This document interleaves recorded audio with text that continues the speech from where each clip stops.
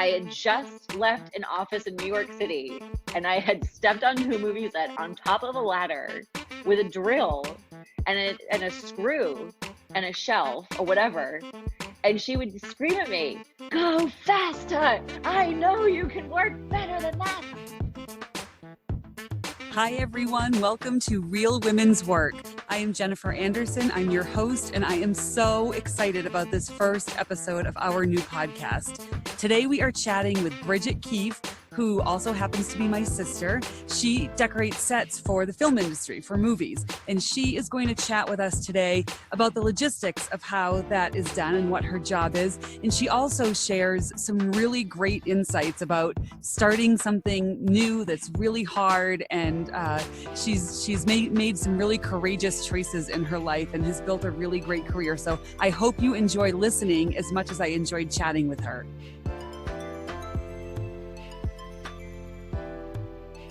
Hey, Bridget. Hi.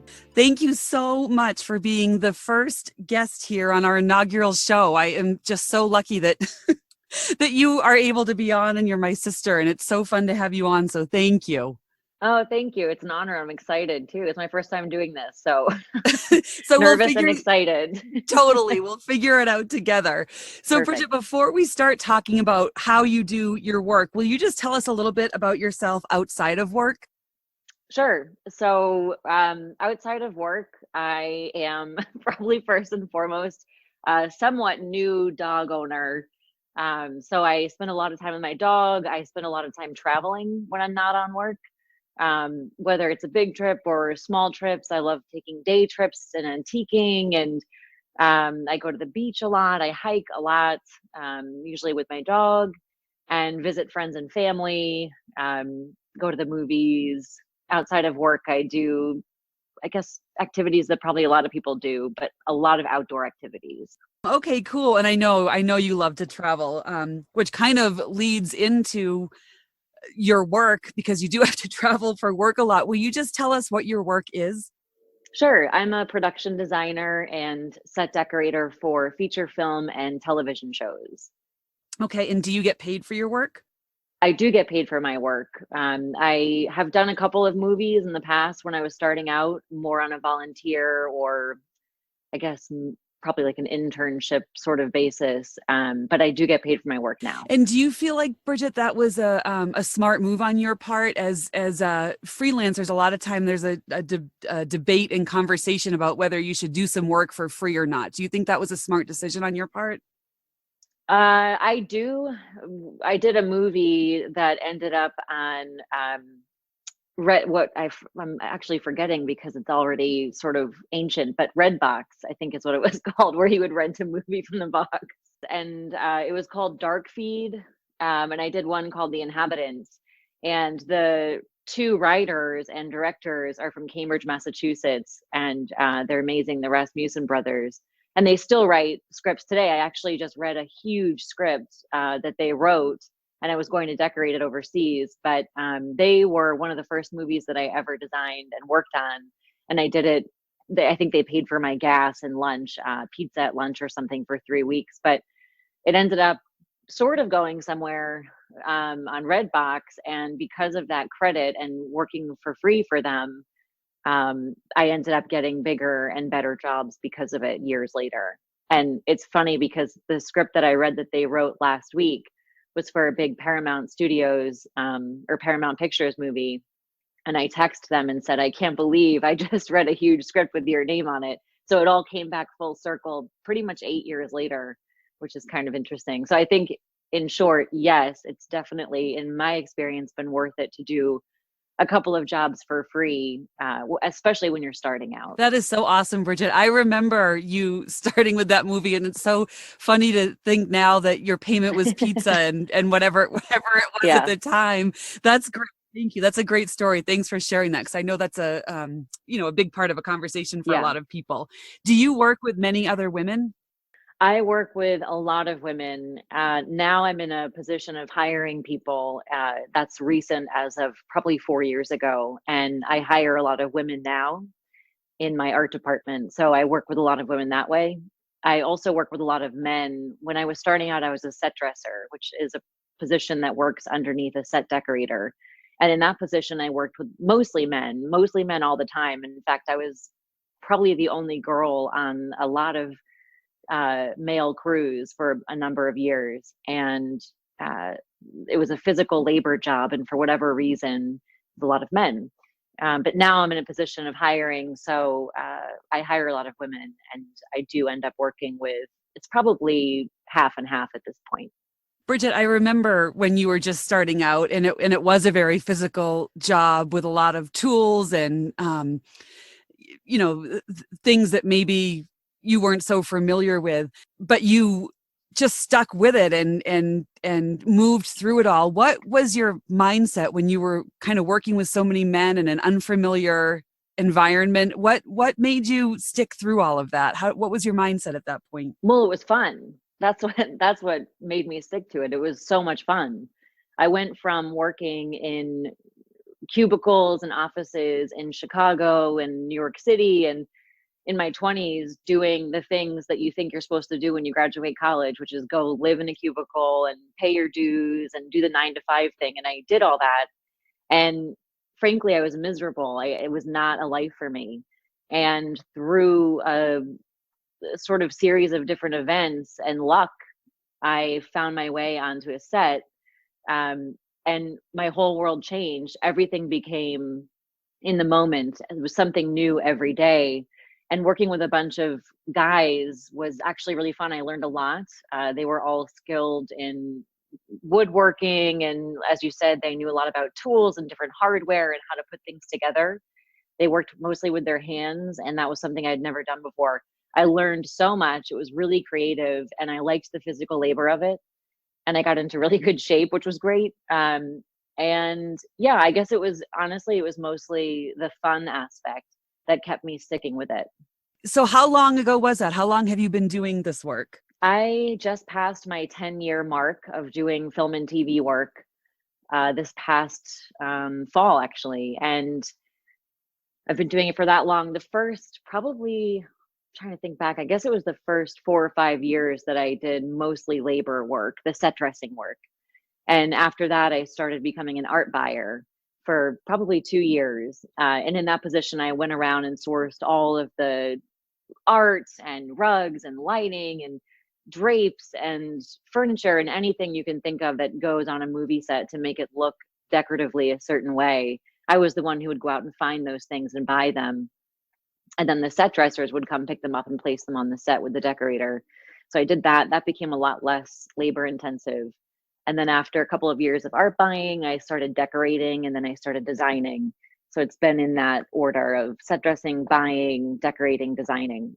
And as I've progressed into those positions, it's been less and less labor and more managing the crew, managing the set, and making it look as the director wants it to look.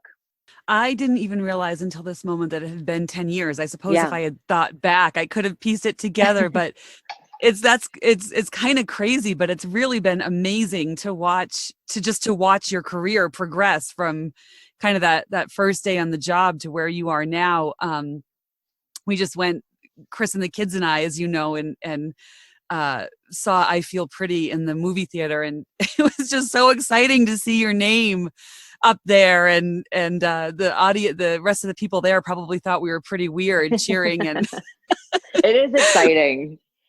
It's exciting for me. it's so exciting. And this question is a little bit off script, but is it still exciting for you? Is it still, are there times where you're still like, wow, like thinking back to where you were in that cubicle, 11 years ago to where you are now? Is it still exciting? It is. I forget sometimes it's funny, like with a lot of hard jobs probably, or even with a lot of people who freelance, they can probably relate to this. But when you're in a project and you're in the thick of it, it's really hard and it's really challenging and you're pretty exhausted, and you don't always see the fun of it. You kind of lose sight of that. And then when a project wraps, we all joke, a few weeks later, we all look back like that was the best project I've ever done. And it's true. And so when you see I Feel Pretty was a big deal for me. That was a big movie for me. I've seen my name in the theaters before and on TV screens before, but that was exciting to see it. Yeah, I don't think you ever really lose the excitement of seeing your name on TV, but separately from that, I think it's even weirder or more surreal for us to see our work on TV instead of our name, to know, oh my gosh, that couch was came from a guy on Craigslist and he got it from his grandmother's estate in Newport and they got it from Europe. There are these stories behind all of the pieces that you pick out on a set, and you watch them on the movie, and that to me is more surreal than seeing my name on the screen, seeing the pieces that I've chosen. Wow, Bridget, that I'm like in goosebumps and I have like teary eyes. That's really, really cool. And I think especially because we just saw I Feel Pretty. And you've shared, obviously, over the years, you've shared some of those stories with us. Do you have maybe and I Feel Pretty was, I know you felt particularly, I don't know if the word is grateful to be a part of that project for specific reasons. I don't know. Do you want to talk about that a little bit? Why that project was so exciting for you? Sure. That project was exciting for me because in my decorating career, after I stopped art buying, um, that's the biggest movie that I've done as a decorator in terms of it's a big theatrical release. It was a big celebrity, a really relative actor, topical, Amy Schumer. So it got a lot of press. It got a lot of attention, and for better or worse, I did enjoy that aspect of it. It was a big deal. The other side of why I liked working on that movie is because, I had an amazing crew and that was all great, but it was a really female, very, I don't know if the word is feminist and I'm looking for it, but it was a story that was about strong women, and it was made by strong women. And yeah, I really enjoyed that aspect of it, the storyline. So many movies that we work on are sort of this is a whole other conversation, but sort of the female isn't always portrayed in the best way. And in this movie, it was about confidence and body image and all the stuff that women have to deal with on a daily basis. So I enjoyed it for that reason. It was a very strong movie.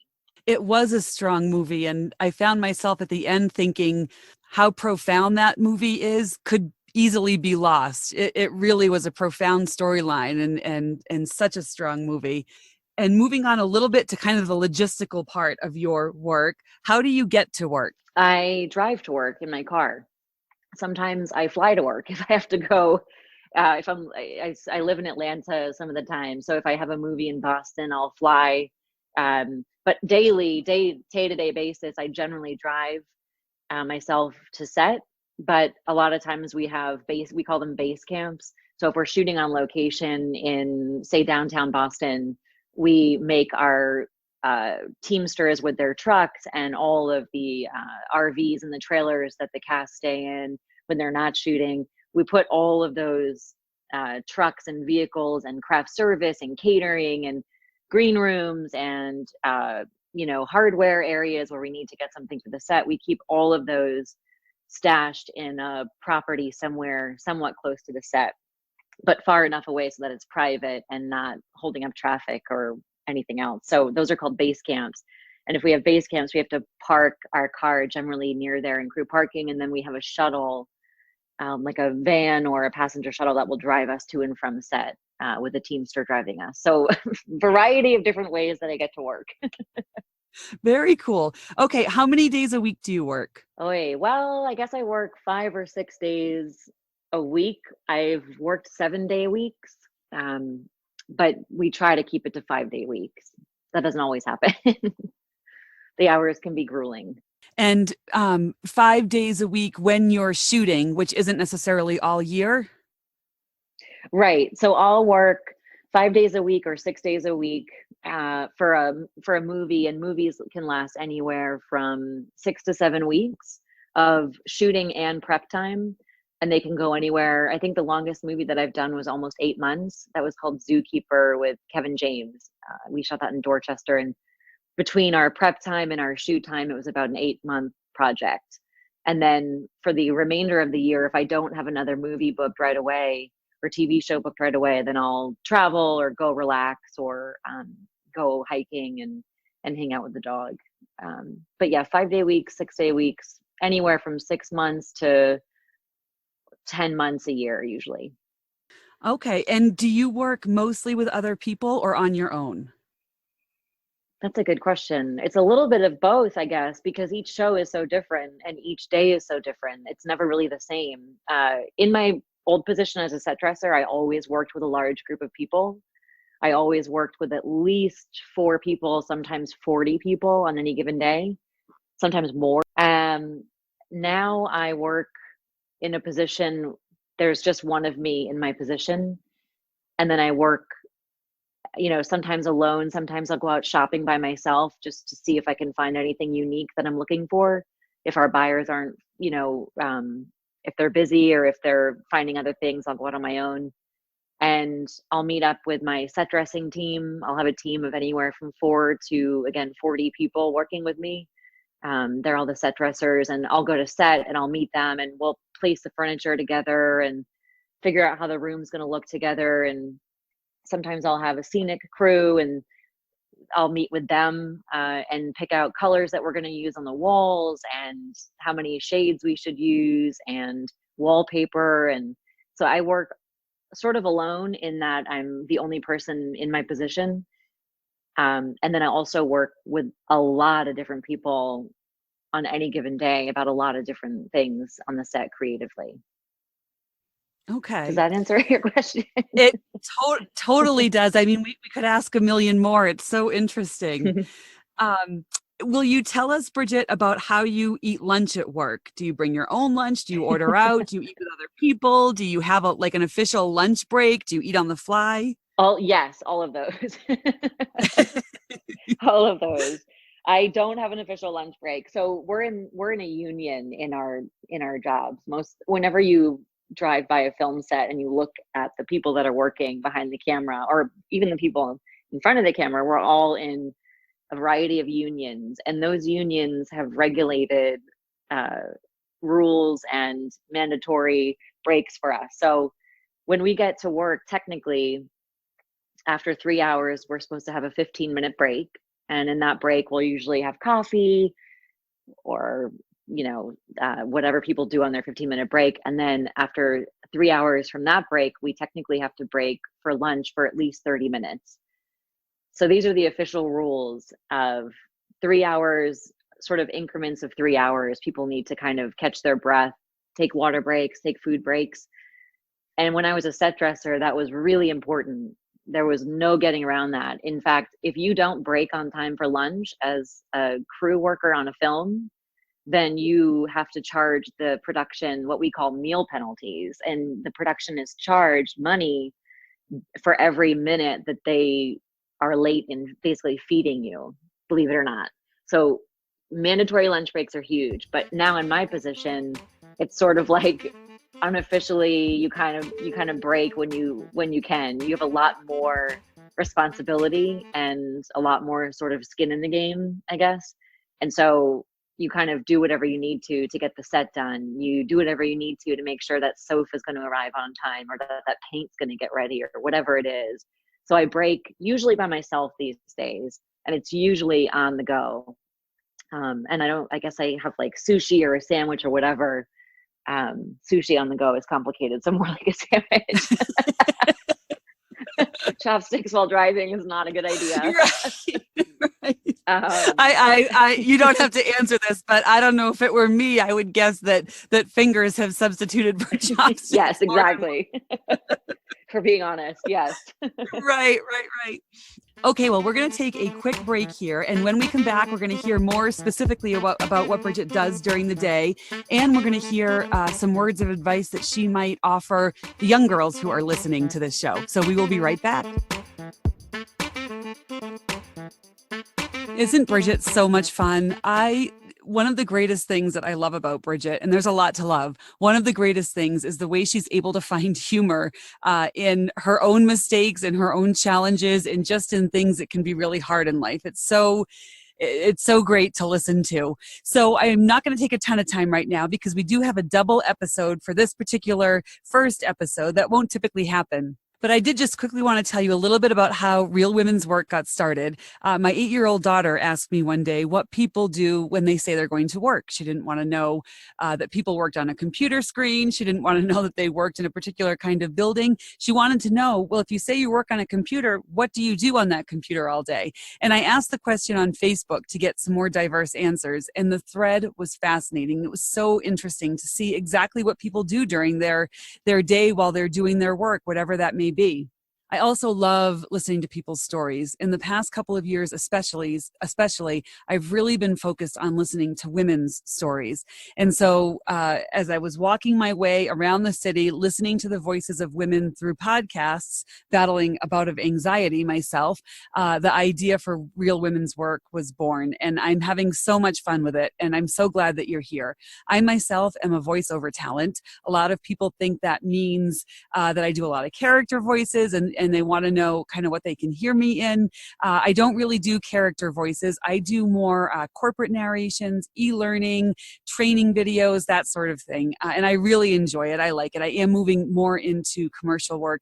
It's an awesome community and I have so much fun doing it. If you would like to check out my demo or my website, the website is jenniferanderson.com. That's S-E-N, jenniferanderson.com. And you can find my demo there and you can connect with me there. But we will get back to chatting with Bridget. Okay, welcome back, everyone. We are here talking with Bridget Keefe, and it has been so much fun listening to how she does her work. So, Bridget, we're going to jump back in with talking a little bit more specifically about how you do your job during the day and some other cool words at the end. Will you tell us where do you work? And I imagine this is a pretty interesting answer. An office, outside, on a boat, in a warehouse. Yes, right. All of those. Legitimately, all of those. If you can think of anywhere that you go any day of any week, any year, and I work in all of those places. Truly. I work in police stations, I work in jails, I work in offices, I work in ridiculously high-end penthouses, I work in really, really small, really modest houses. I work in regular apartments. I just finished a movie in Gloucester, Massachusetts, and we were shooting in one of the largest, most beautiful beach houses I've ever stepped foot in, on this private road, no houses for miles, 360-degree ocean views. And we shot there for a week, and we were prepping there for about a week as well. So all in all, 2 weeks at this place. And you sort of start to feel like you're at home. And you kind of don't want to leave, and it's an awkward conversation when you do have to leave. So we shoot everywhere. When you watch a movie and you see people, you see the actors in different settings, a lot of those are built on a stage. So sometimes a lot of times actually, I'm working in a warehouse. And like on I Feel Pretty, for example, Renee, who is Amy Schumer's character, Renee sort of works in this New York City style Chinatown basement office, and it's not very pretty. It's a server room for computers. She works in the IT department, and that was shot in Boston in a warehouse. We built that office out of nothing with a huge construction team and scenic team and set dressing team and designers and decorators and set designers. We shot that there, and we also shot about 20 feet from that in the same huge warehouse. We built another set for when Renee, Amy Schumer's character, when Renee gets her promotion and she sort of gets a facelift on her entire life. She starts working in this huge mega modeling sort of agency style place, and it's just this huge, massive, beautiful New York City penthouse, mega, sort of like the Vogue office of New York. We built that about 20 feet from where her sort of dumpy old office was, and it's just this beautiful, beautiful location. And if you watch the movie, you would never know that outside of that beautiful penthouse office is a completely old, abandoned warehouse. And so, yeah, I shoot everywhere. We've shot in police offices in Worcester, where we have to sort of cover up all the sensitive information. We've shot in lawyers' offices where we have to hide all the paperwork so that just in case the camera catches a glimpse of a name, we have to hide everything and cover it up with fake paperwork. So yeah, we shoot all over Boston, New England, Atlanta, LA, New York, pretty much all over in every kind of setting. You can answer this in whatever way. I'm sure it's a really tough question for you to answer given the work that you do, but what is the first thing that you do when you get to or start work? And is it the same every day? It's so hard because my days are different. In 10 years, I've never had 2 days that look the same, not one time. Every day is completely different. Even if you're shooting in the same location, like the beach house, you're showing up at the same time every day, usually, 6 a.m., 7 a.m., 8 a.m., sometimes 9 a.m. if you have a big crew to help you. But you show up and you don't know what's going to happen. You have an idea of what they're going to shoot, but you don't know the angle. You don't know, what corner are they going to want to look at. And then the actors come to set and they sort of want to have their own sort of idea of where they're going to be sitting as well, or where they're going to be standing, or what they want to be doing with their hands for props. So you are constantly showing up like, what's going to happen today? No idea. And you just sort of go on to set and wait to see what's going to come next. But I do have rituals that I do before work as I'm going to work that I constantly now do, every day, because it's the only like anchor that I have in my day, if that makes sense. So I wake up and make coffee at home usually, and make a quick breakfast or get breakfast on the way, walk my dog for about 15 minutes. He usually comes to work with me every day. So I walk him, and I sort of learned over the years to create my own morning rituals like that with no TV. I'll listen to music and try to not meditate, but just have some time alone, and then enter each day like what's going to happen. So no day looks the same ever. It's except for my own personal, hour before I go into work. That usually looks the same for me. That's really interesting, Bridget. And I think that's a great thing for all of us to think about, creating our own little rituals to give us a foundation for our day. Is that unexpectedness of every day being different and not sure what you're, going to walk into? When we first started talking today, you were talking maybe about, is this the part that's still fun for you? Do you like that it's different every day and you don't know what to expect? I do. That's a great question. I do like that. Love the idea that every day is different. It's variety, it's spice, it's a different flavor. You never know, what you're getting. And to me, that sort of, it's almost like living on the career edge, I guess, daily.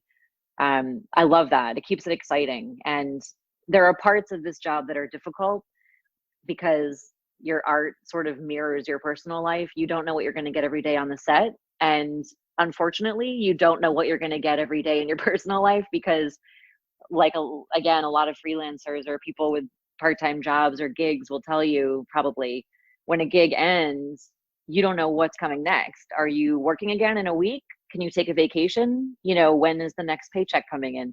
So I like the variety of, when I'm at work, not knowing what's coming next. It's more when you're off work, not knowing what's coming next. That part is difficult. And now I'm 37. I started this at 26 or 27. So in my 20s, that was fine because I had little responsibility and earning a lot of cash, and then spending it all traveling was great. Right. That was really fun. Going away to Mexico for 6 months was, a splurge that I probably wouldn't be able to do again. So I guess now that I'm in my 30s, it is more challenging for whatever reason. Maybe it's because I have a dog now or more responsibilities. It is more challenging now to not know what's coming next personally. I'm so glad you shared that, Bridget, because I think so many of us can think about kind of what our dream job would be and think that it's all going to be just dreamy. But with every Right. job no matter what our work is, there are parts of it that are not perfect or challenging or whatever. So I think that's a great thing to have shared. Thanks for sharing that. Bridget, what is the purpose of your job, your work? What is the purpose of it?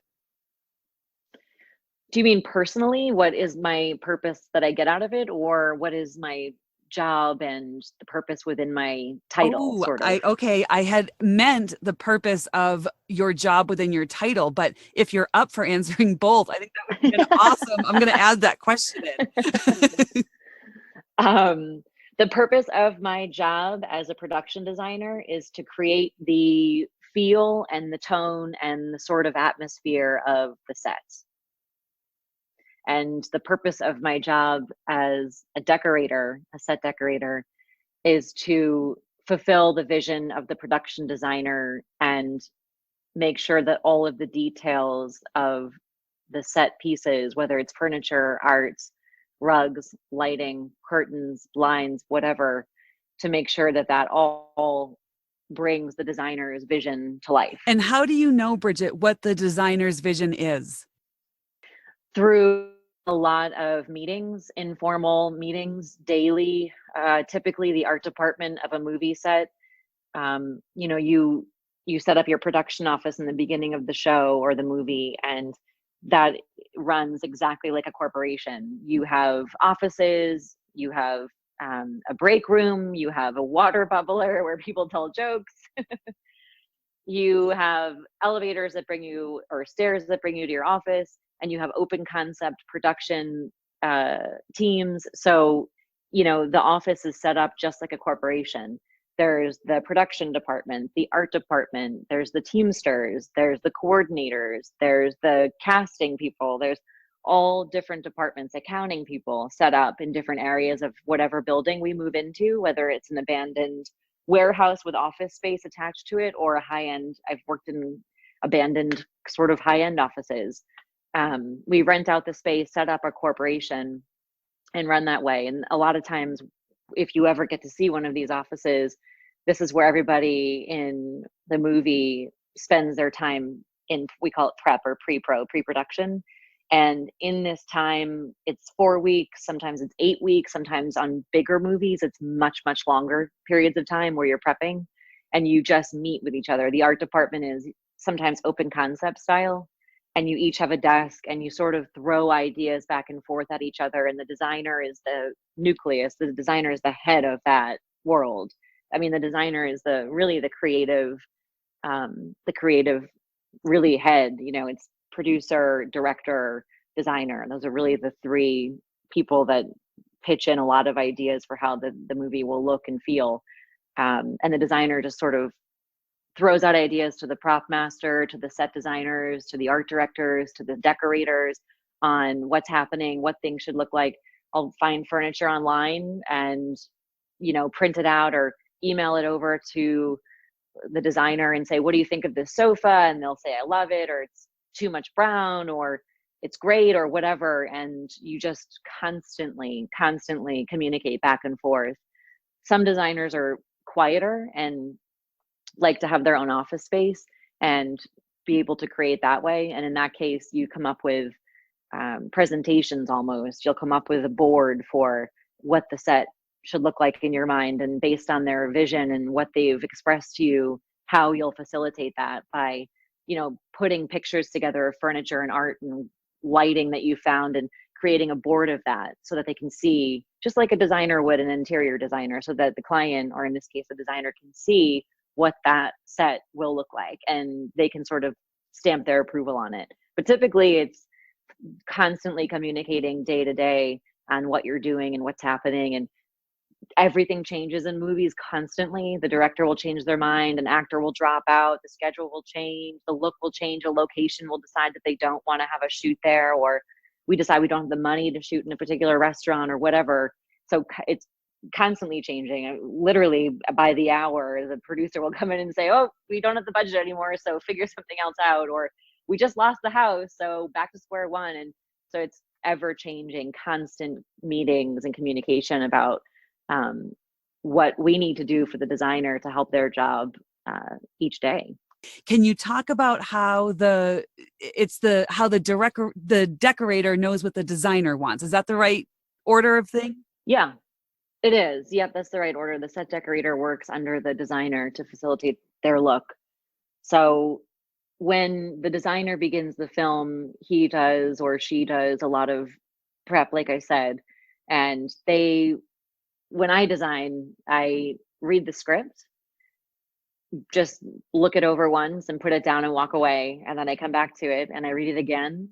And then the third time that I read the script, I start to what we call break it down. So, you know, breaking it down can look like pulling out a budget of what you'll need and how much money you'll need based on set by set or location. If you're a prop master, breaking it down means going through each character and looking at what they require for props. And the designer really looks at the script and thinks about not just what they need or the money that they need, but the characters. You look at the current life of each character and where they're at, what's their economic level, what's their job, what's their background, and you look at where they were, where they've come from, sort of where were they born, what's their family life, did they have a good childhood, did they have a sad childhood, did they have, problems, do they have problems now. You sort of look at each character in the script and decide what they're all about, what makes them tick. And then based on the script, you make decisions about what each set will look like. So if you read a script and it has sort of a depressed character who probably didn't have the best upbringing and is just trying to make it or get by, you're going to decorate and design their apartment or house or trailer or warehouse or loft or whatever it is in a way that tells a story beyond the script about who they are. So our job in the art department in general, whether you're designing prop master or art directing or decorating or lead man, which is a position that manages the set dressing crew, whatever position you're in the art department, you're trying to create a story between the lines so that you can help tell the script in a creative, subtle, sometimes way. And the decorator, again, working underneath the production designer, gets there by, as I said, constant meetings, constant communication, constant visual passing back and forth of images, furniture, paint, wallpaper, whatever. But also the designer comes in immediately to the show before most anybody else really, and sits with the director and sometimes a producer, depending on how much involvement the producers have creatively, which is sometimes a lot if they have a lot of stake in it. And the designer will sit with the director and say, what's this about? What are, who are these characters? And they sort of pitch who they think each character is.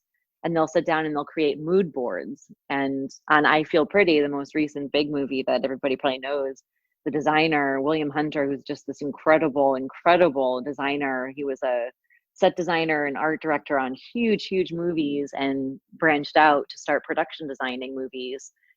He created a huge mood board, and on big movies, these mood boards can be floor to ceiling. So he had, I forget what they're called, not MDF, it's like boards, giant 4x8 boards brought into our production office. And he had the PAs install them. So we created a wall where there wasn't one. And he spent probably weeks looking through different images, whether it was, I don't know if sometimes I use Google, I don't know exactly what he used, but he found different images that would create his mood board. And basically you line up these images, hundreds, if not thousands of images in an order that tells the story where there is no script, if that makes sense. So the mood board starts out, maybe I have a picture of it somewhere I could post it, I'll see. But the mood board starts out on the left, like a book, left to right. And it's Renee, again, Amy Schumer's character.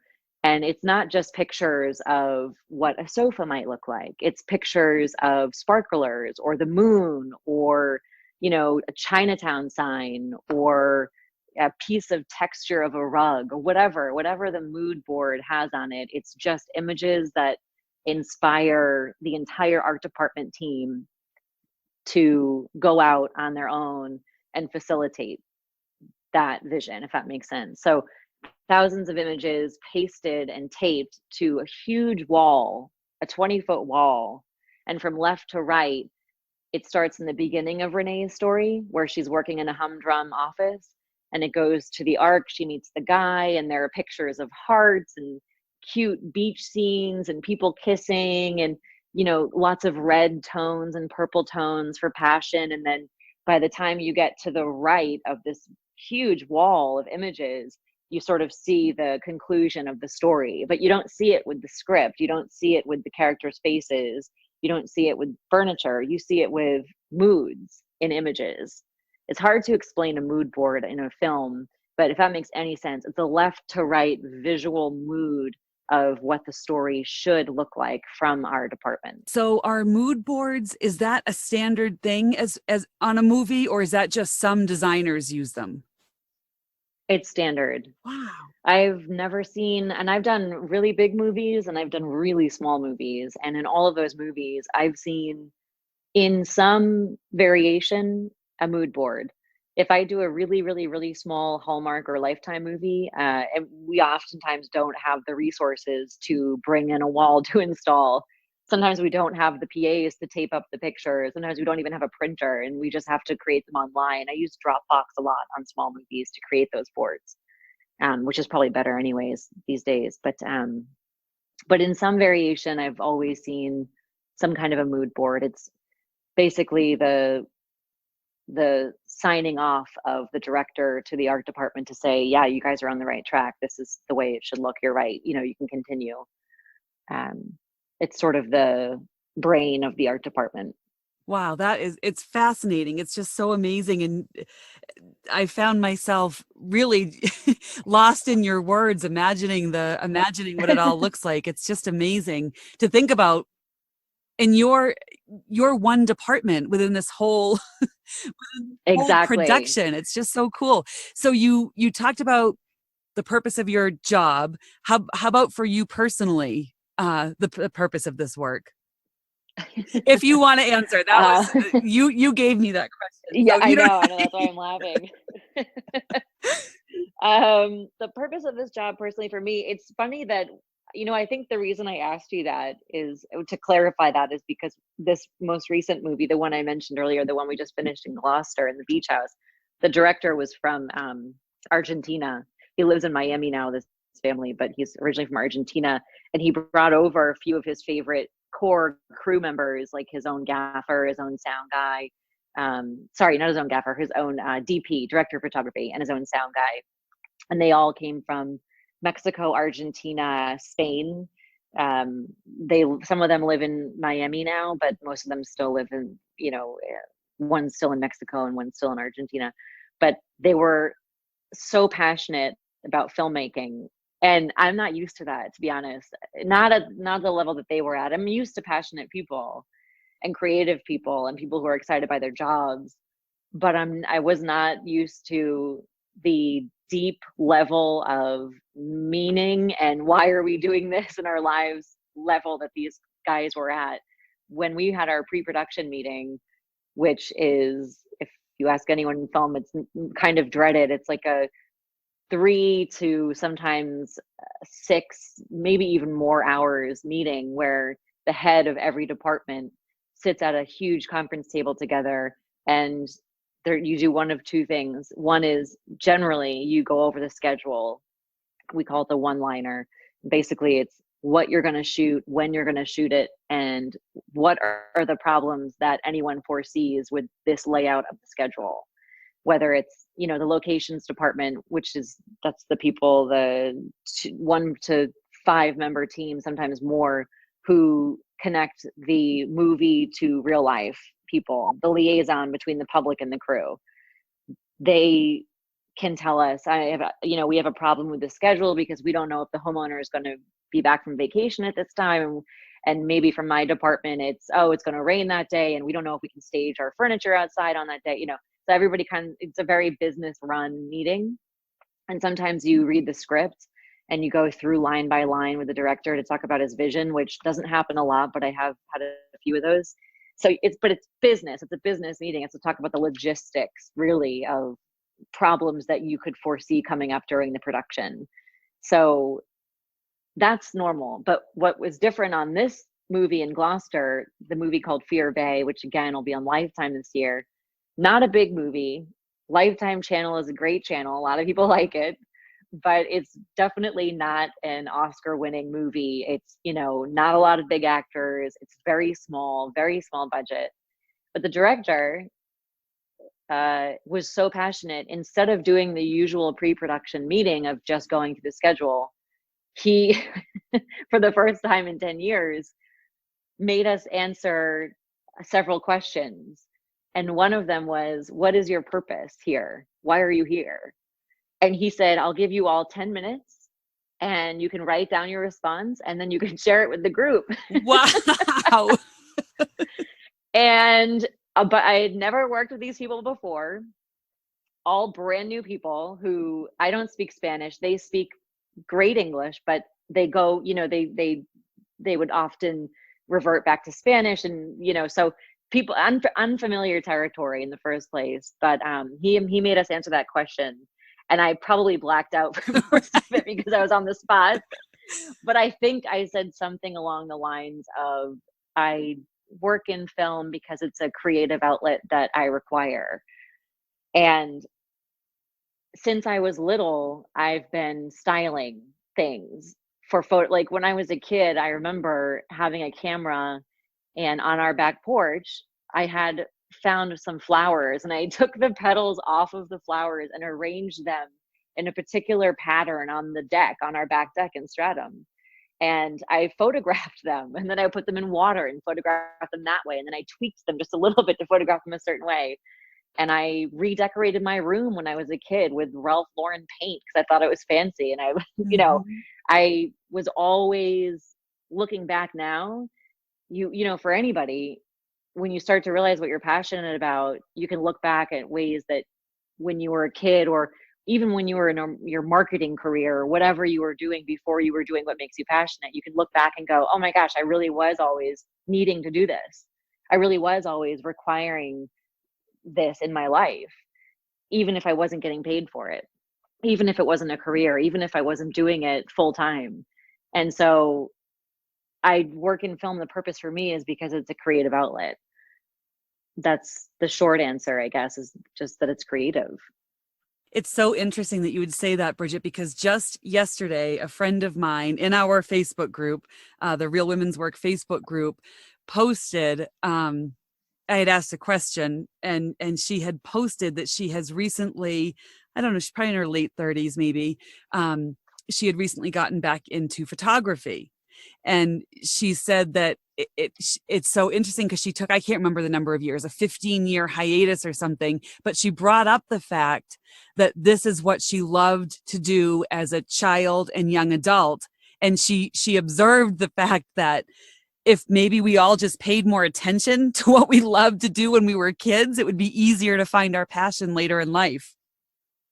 Yeah, I love that. Yeah, that's Yep, such an interesting tie, because that conversation just happened yesterday, and it really is a powerful thing to think about. So that is awesome. Thanks for sharing that. Did you have to train for this work? Yes, but not officially. People ask me a lot, did I go to school for design? That's one of the biggest questions I get, actually, after people say, oh, what celebrities do you know? Right. Which is not a lot, by the way. I don't have friendships with these celebrities. It's a workplace. But after they ask me that, then the second question is usually, what movies have you worked on that I would know, which isn't always a lot either. But the third question is, did you get training for this? Did you go to school for design? And I did not. I didn't get any training for school or any training for design. I didn't go to school for design. I learned the hard way, which was to show up on a set not knowing anything about tools, hardware, how to hang artwork, how to lay a carpet down, how to install lighting. I didn't know anything about electrical work. Obviously, who knows anything about electrical work? Nobody. I mean, it's like a specialized thing. So I made a ton of mistakes, a ton. I mean, I still make mistakes constantly, truly. without being modest, I make mistakes a lot. And design mistakes, I make logistical mistakes, but I just worked really, really, really hard, and I would show up early and I would leave late. And I never sat down. I was constantly doing things. And in fact, our dad was the one who gave me the best piece of advice to this day: always look busy.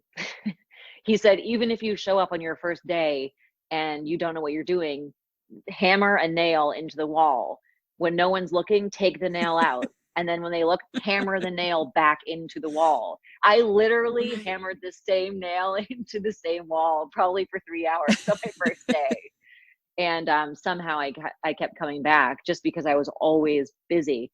So I learned from people saying, either usually politely and nicely coaching me or telling me how to make things work. Occasionally I'd work under a decorator back when I was set dressing.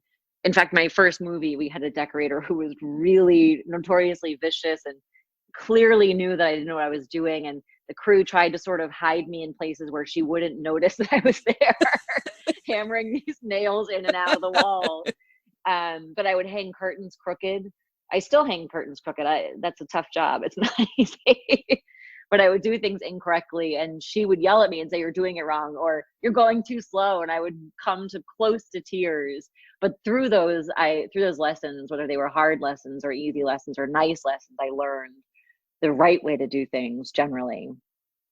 And so, but I do need training. Actually, after we get off this call, I'm looking at training myself on programs like SketchUp and Rhino, which are different computer programs that designers use to create images on their computer, on their tablet. The best designer that I know carries a tablet around with him and uses a program called Rhino. And if we walk into a location which is empty, like an empty warehouse, he can, within minutes, in front of an entire group of producers and directors and other designers and whoever, executives of studios, he can whip up within minutes what that set will look like. It's fascinating. It's impressive. It's so cool and creative. So I'm looking at training myself on how to do those computer programs next. So you do need some level of professional training in design work if you want to do larger scale movies, for sure.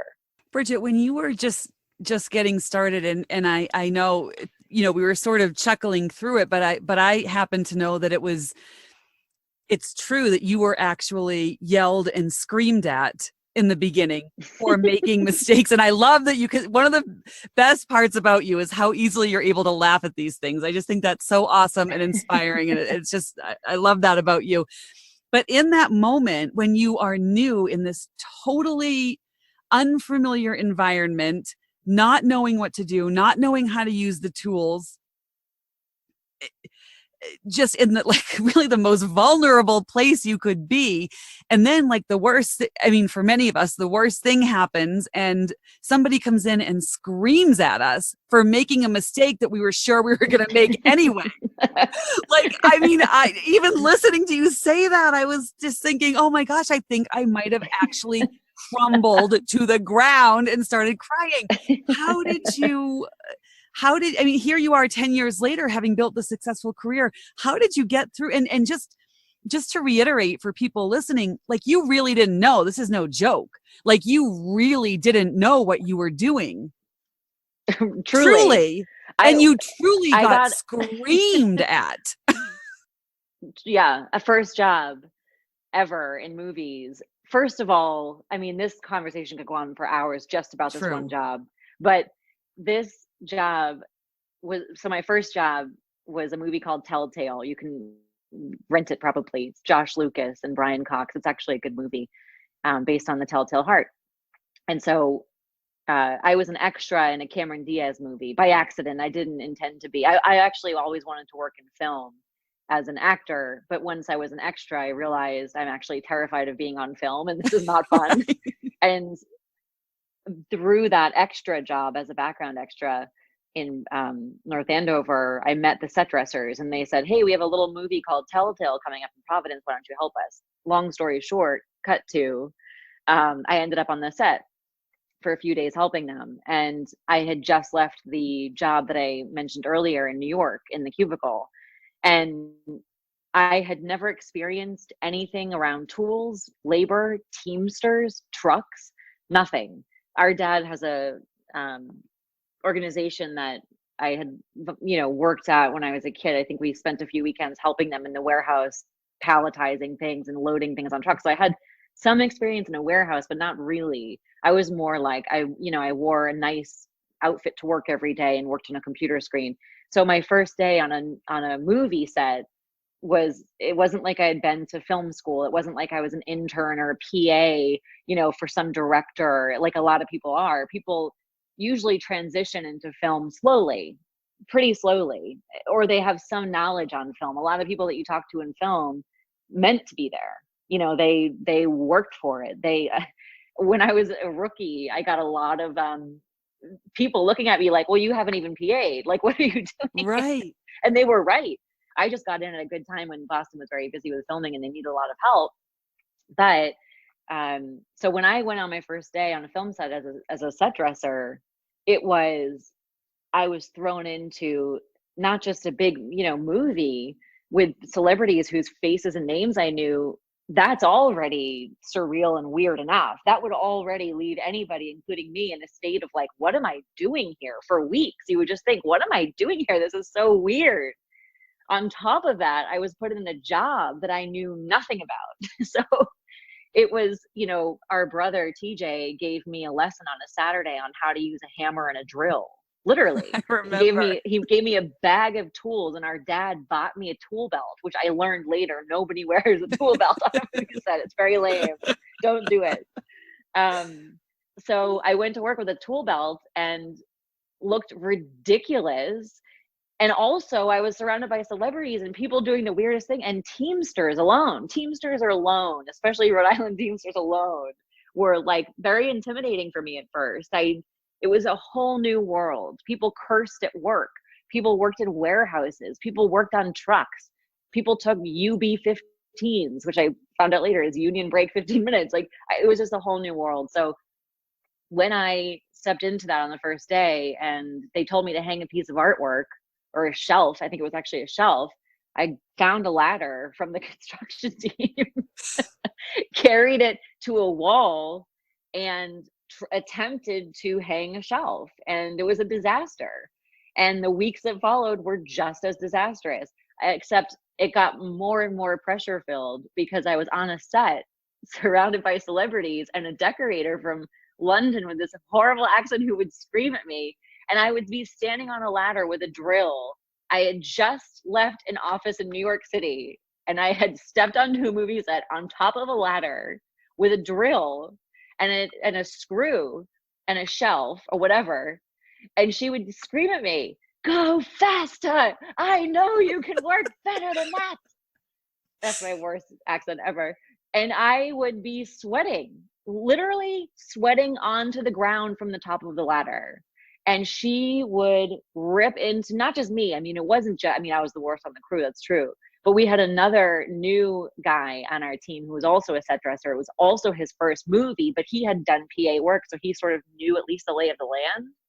But she would rip into both of us. And to this day, he and I are still friends and laugh about it. But yeah, it was hard. And I don't know how I didn't cry, because I don't like being under pressure typically.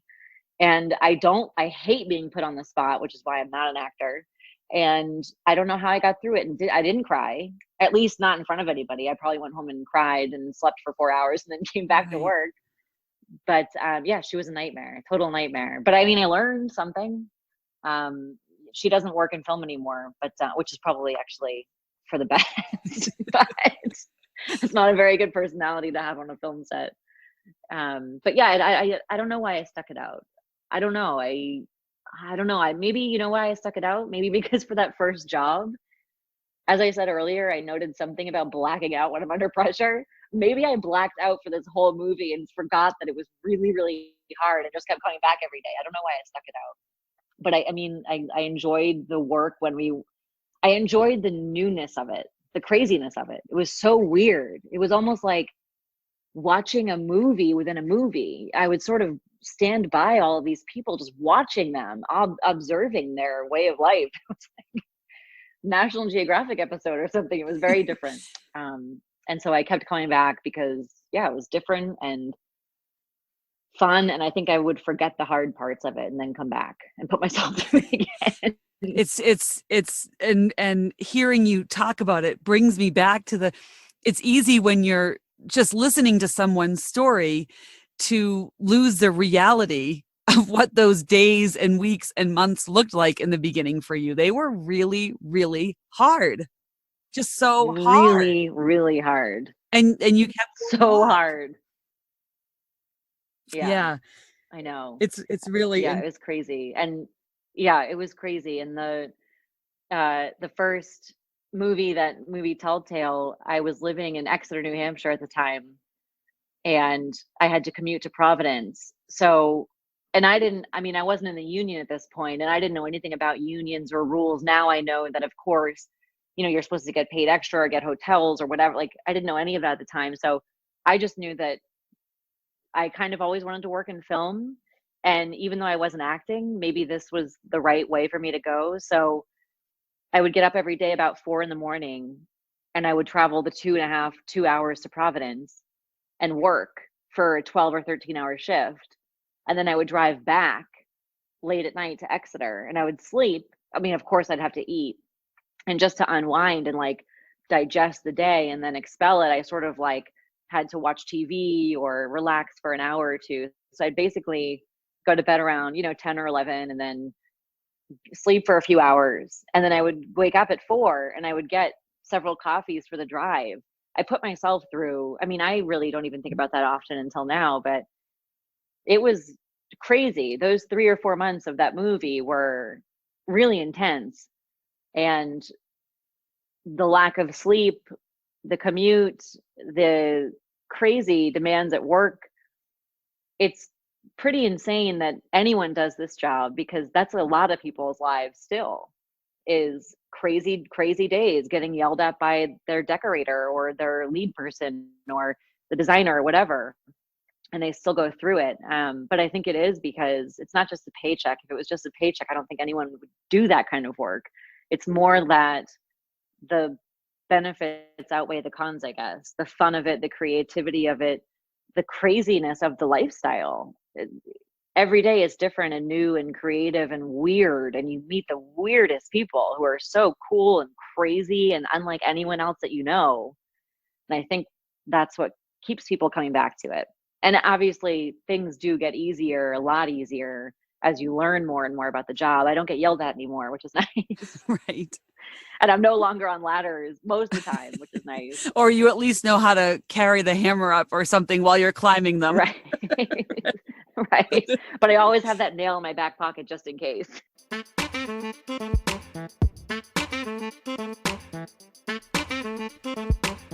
Thank you so much for listening to this episode of Real Women's Work.